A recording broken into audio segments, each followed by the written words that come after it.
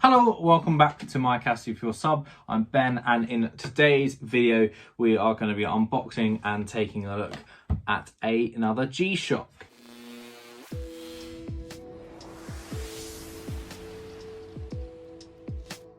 So this is a G-Shock DW5600 I bought at the start of the year with the idea to mod it. I thought we would sort of just do a little quick unboxing. I do love the full metal G-Shock version. However, at the moment and at the time, I'm a little bit unsure as to whether or not I want to pay the £500 retail price. So before we get into today's video, do a quick wristwatch check, and I am indeed wearing the yellow Casio Oak GA2100. I'm really loving this colorway, and I really love how it kind of contrasts and complements my outfit quite well. I've always been a huge fan of the DW5600, and I'm actually a little embarrassed to say that it's taken me as long as it has to pick one up. Okay, so here we have really quick unboxing. It does come in the same sort of outer paper box as all the other G-Shocks. Inside, as always, we have the watch in this rather secure foam insert, and then we can take it out. So here we have it. This is the Casio G-Shock DW5600 BBN-1ER. It's a rather long reference number then. Essentially, it's a blacked out DW5600 series. Features a negative display. But like with all G-Shocks, you do have your 200 meters water resistance. This sort of canvasy NATO is of course waterproof.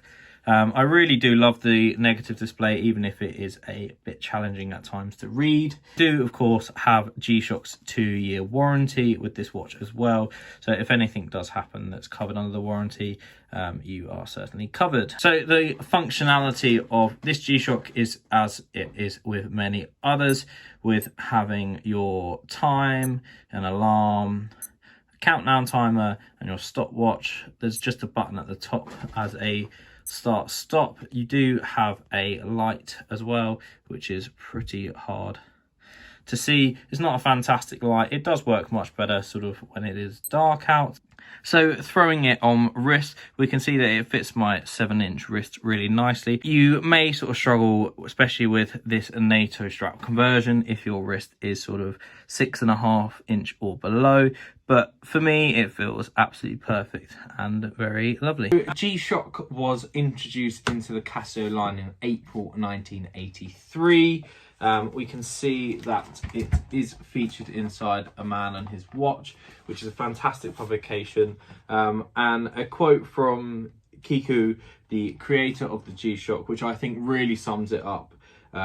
He says, "I really wanted to create a new watch device, a tough watch and a digital watch. The idea came from existing products and things. I asked myself what kind of design was needed and what kind of basic functions it should have. When I'm asked if I would have done anything differently to the original design, I think no, not as long as I'm not bored with it in 30 years.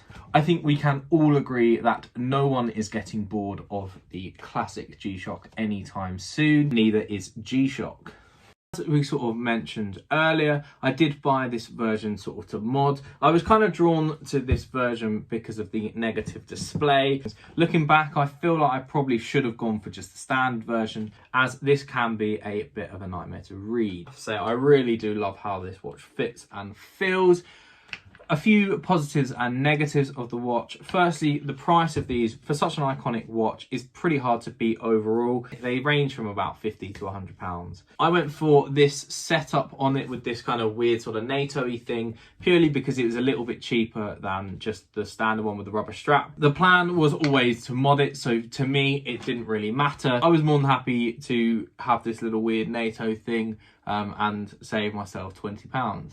I have to say, this NATO is actually really comfortable, and I do actually really like the look that it has. Another positive for me about the DW5600 series is there are so many variations. There's something kind of for everyone. I feel like I say that all the time about G-Shock. I know that I've definitely said it around the Casios, but there really is something that G-Shock do absolutely superbly is their range, and especially with colours and variations, it's something you can't really beat at the price point. Once you've picked which version you would like, if you do want to do a mod setup like we will be doing, there are so many options, from just sort of different coloured sort of rubber cases to all the way to the full metal versions and beyond. A few cons of the watch: the legibility of this watch is absolutely shocking. I did know that when I went into it, and it is something that I kind of wanted to sort of mess around with and try with. I think it's fine in sort of day-to-day light. As soon as the lighting conditions are reduced, you may struggle to read the time very well on this one.